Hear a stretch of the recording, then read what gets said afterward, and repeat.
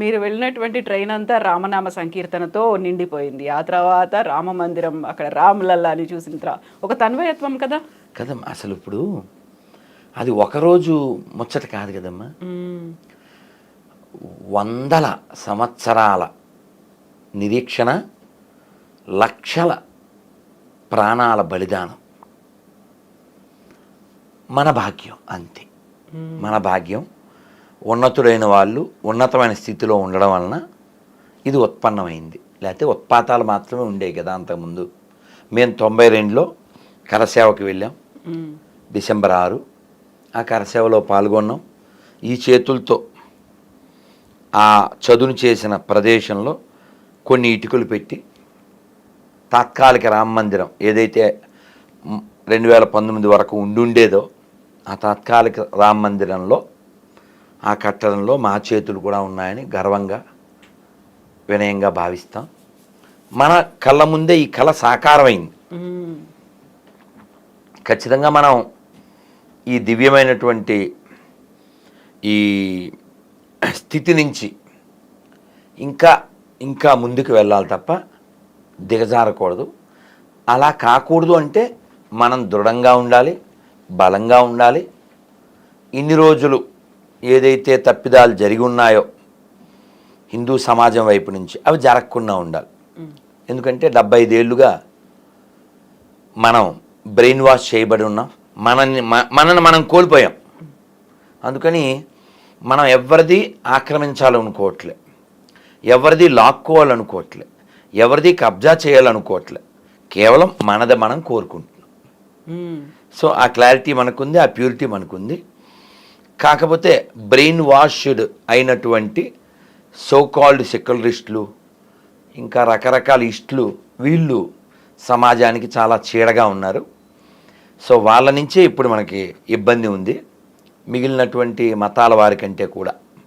ఎందుకంటే మాట్లాడవలసిన సందర్భంలో అన్యాయం జరిగినటువంటి వారి గురించి మాట్లాడకుండా సెలెక్టెడ్గా మాట్లాడే వాళ్ళు ఎక్కువైపోయారు. అందుకని మనం ఐక్యంగా ఉండి హిందూ సమాజం మన ధర్మాన్ని మనం, మన దేవాలయాలని మనం, మన గోవుల్ని మనం, మన తల్లుల్ని, మన పిల్లల్ని, మన గ్రంథాలని, మన ఔన్నత్యాన్ని, మన సంస్కృతిని, మన సాంప్రదాయాన్ని మనం కాపాడుకుని తీరాలి లోకానికి. ఎందుకంటే లోకంలో మనం ఒక్కలమే చెప్తున్నాం, లోకా సమస్త సుఖినో భవంతు. కాబట్టి మనం బాగుంటే ఇతరులు బాగుంటారు.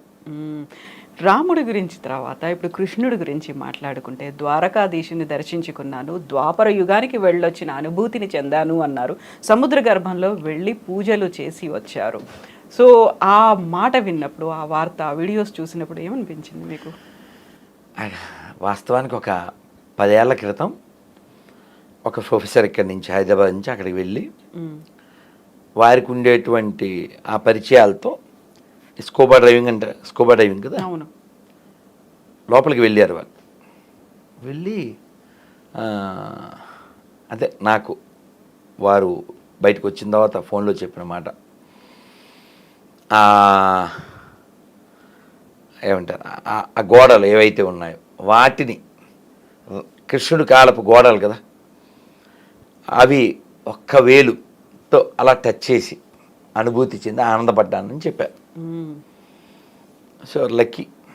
మనం దేవీపుత్రుడి సినిమా, లేకపోతే మొన్న వచ్చిందే కార్తికేయ 2, వాటిలో మాత్రమే మనం ద్వారకను చూసి ఆనందపడ్డాం. మేము చాలాసార్లు వెళ్ళాం. ఆ ద్వారకాధీశ మందిరం మధ్యలో ఉండేటువంటి బేట్ ద్వారక మొన్న ఒక 4 నెలల క్రితం కూడా వెళ్ళి సేవించుకుని వచ్చాం. కానీ రాముడు ఉన్నాడు అనడానికి సాక్ష్యంగా రామసేతు, రామాయణం జరిగిందని చెప్పడానికి, అలాగే భారతం జరిగింది, కృష్ణుడు వచ్చాడు అనడానికి రుజువుగా ద్వారక, అదేదో కల్పితం కాదు నిజం అని చెప్పేటువంటి ఓ గొప్ప రుజువు. మన రుజుత్వాన్ని రుజువు చేసే రుజువులవి. వాటిని వెలికి తీయడానికి ఏఎస్ రావు అనేటువంటి ఒక సైంటిస్ట్, ఐ థింక్ కర్ణాటక ఆయన, చాలా అప్పుడు ఉండేటువంటి ప్రభుత్వాలు సోకాల్డ్ సెక్యులరిస్ట్ యాంటీ హిందూ ప్రభుత్వాలను చాలా ప్రయత్నం చేసి నాకు పరిశోధనకి కొంత సహకారం చేయమంటే వాళ్ళు చెయ్యక ఎవరో కెండా వాళ్ళు ఎవరో చేస్తే వారు దాన్ని చాలా బయటికి అవుట్పుట్ తీసుకొచ్చారు. కానీ ఇప్పుడు ప్రపంచానికి కృష్ణుడు వెళ్ళిన ద్వారకని, ఆ ద్వారకా వైభవాన్ని మనకి ఫేస్బుక్ యూట్యూబ్లో న్యూస్ కూడా వచ్చింది. త్వరలో మనందరం కూడా లోపలికి వెళ్ళి వాటిని అన్నింటినీ దర్శించే ఒక ఏర్పాట్లు చేయబోతున్నాన్ని. కాబట్టి ఇవన్నీ మన చరిత్రకి సాక్ష్యం. మొన్న మధ్య ఒక సినిమా రేపు లేదు ఒక 2-3 రోజుల్లో విడుదలవుతుంది, రజాకా. ఆ సినిమా టీజర్ లాంచింగ్లో చెప్పాం ఒక మాట, చరిత్రని మర్చిపోతే, చరిత్రని గుర్తుపెట్టుకోకపోతే, చరిత్రని తెలుసుకోకపోతే మనకి చరిత్ర లేకుండా పోతుంది, మనం చరిత్రలో లేకుండా పోతాం, మనం చెరిగిపోతాం. అందుకని మన పూర్వుల మహనీయుల స్మరించి మన సంస్కృతి మహోన్నతిని గుర్తెరిగి సమతాభావము పెంచి ప్రతి హృదిలో భక్తి పెంచి జాతిని సేవించుదాం, మన భారతిని పూజించుదాం. జన జాగృత నవ భారత మహోదయం ఈ కనులతోనే గాంచుదాం, ఈ జీవితమున సాధించుదాం. కాబట్టి మనం అందరూ బాగుండాలని కోరుకునేటువంటి జాతి కాబట్టి మన మూలాలని మనం బాగా చూసుకోవాలి. ఎందుకంటే కృష్ణుడి నుంచి రాముడి నుంచి నేర్చుకోవాల్సింది చాలా ఉంది. ఎందుకంటే ఒక కొడుకు ఎలా ఉండాలి, ఓ మిత్రుడు ఎలా ఉండాలి, ధర్మాన్ని రక్షించడానికి తెలివిగా ఎలా వ్యవహరించాలి. ఎందుకంటే కృష్ణుడు ఎక్కడో యూపీలో మధురలో పుట్టాడు, తర్వాత గోకులం వెళ్ళాడు, తర్వాత బృందావనంలో ఒక 10 ఏళ్ళు ఉన్నాడు, తర్వాత ద్వారకు వచ్చాడు. 128 ఏళ్ళ దాకా ఈ భూమి మీద ఉండి తర్వాత మళ్ళీ ఆయన వైకుంఠానికి వెళ్ళారు.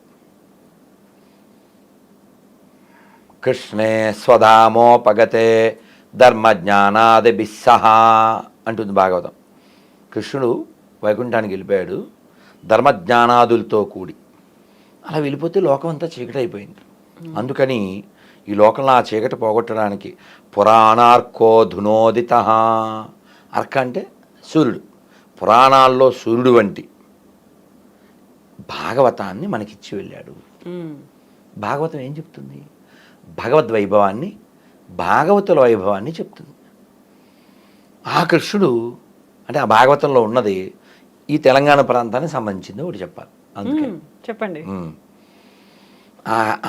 అక్కడ కృష్ణుడు కాలయవండు అనేటువంటి ఒక రాక్షసుణ్ణి తరుముతూ అనంతగిరి దగ్గర కొన్ని కొండ గుహల్లోకి వచ్చాడు. వస్తే అక్కడ ఒక ఆయన పడుకుని ఉన్నాడు. కృష్ణుడు హైడ్ అయ్యాడు. వాడు ఈ పడుకున్నది కృష్ణుడే అనుకుని కాళ్ళతో తన్నాడు. ఆ పడుకున్న ఆయన ఆ దుప్పటి తీసి కళ్ళు తెరిచాడు. ఆ గాడిద కూడా బూడిదైపోయాడు.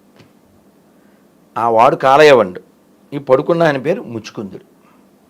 ఆ ముచ్చుకుందుడి పేరు మీదే ముచ్చుకుందా నది, నవ్వు ఈ కాల్డ్ మూసీ నది, ముక్కు మూసీ నది.